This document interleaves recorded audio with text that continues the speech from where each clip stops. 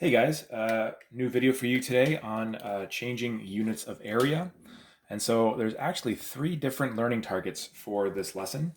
The first one is that I can convert measurements using decimals to smaller measurement units.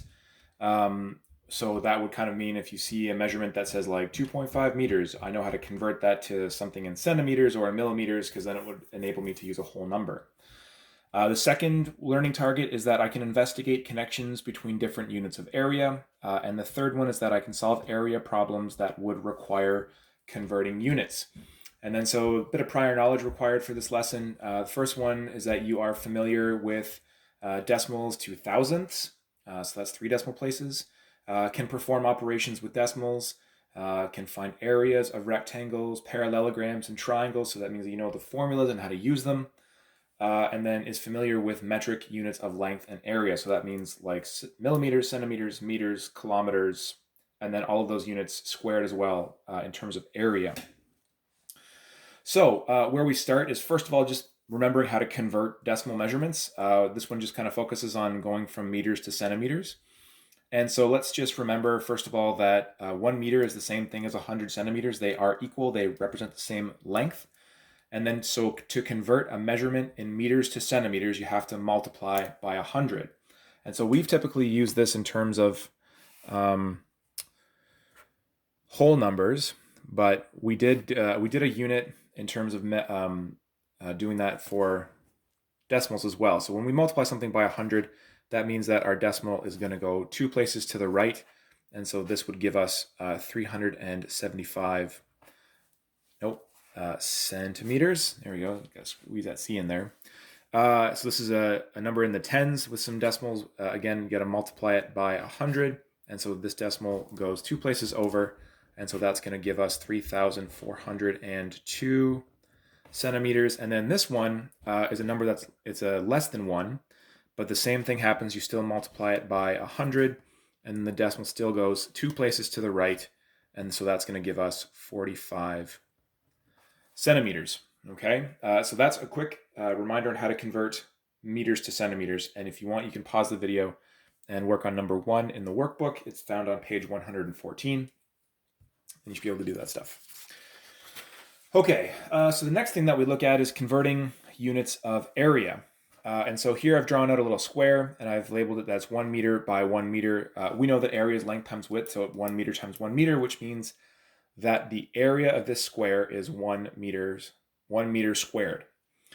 Now, we learned in the last piece of paper that 1 meter is the same as 100 centimeters. And so these two squares are the same size. The units are a little bit different. This is 1 meter by 1 meter, and this is 100 centimeters by 100 centimeters.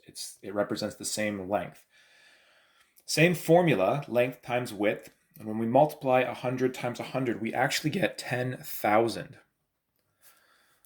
So 1 meter squared is the same thing as 10,000 centimeters squared. So I can write that stuff over here as well. Okay, so 1 meter squared is the same thing as 10,000 centimeters squared. So then if it's 4 meters squared, that would be 40,000. If it's 9 meters squared, it would be 90,000. So then we can use that concept, remember this, to convert a measurement in meters squared to centimeters squared, multiply that number by 10,000.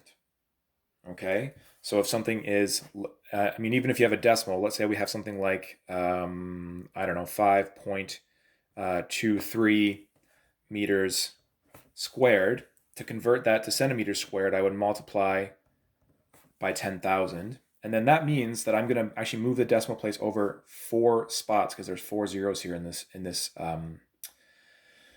multiple of 10, power of 10. So that would go 1, 2, 3, 4 spots. So that would actually end up giving me, sorry for the shake, 52,300 centimeters squared would be that conversion. Okay.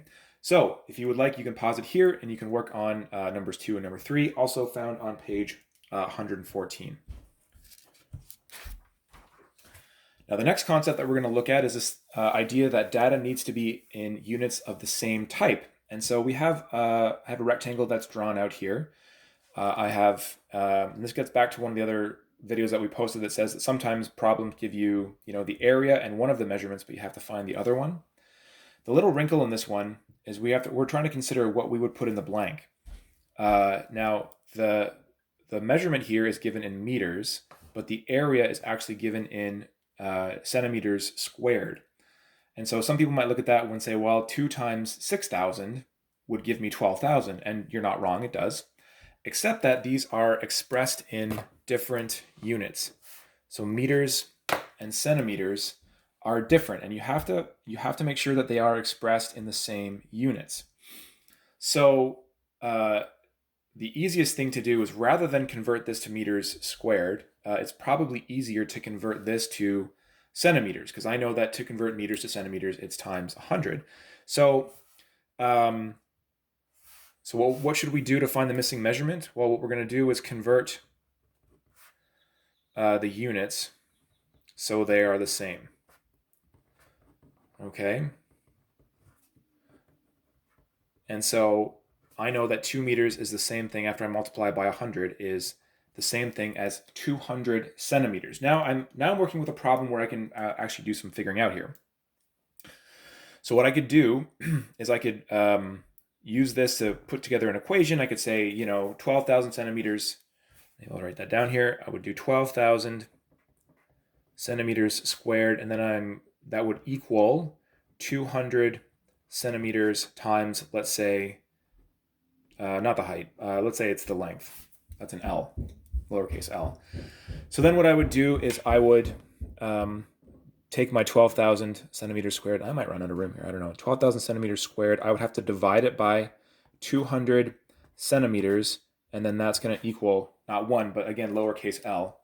And so when I do that division, I know that length is going to equal, so 12,000 divided by 200, the length equals 60 centimeters.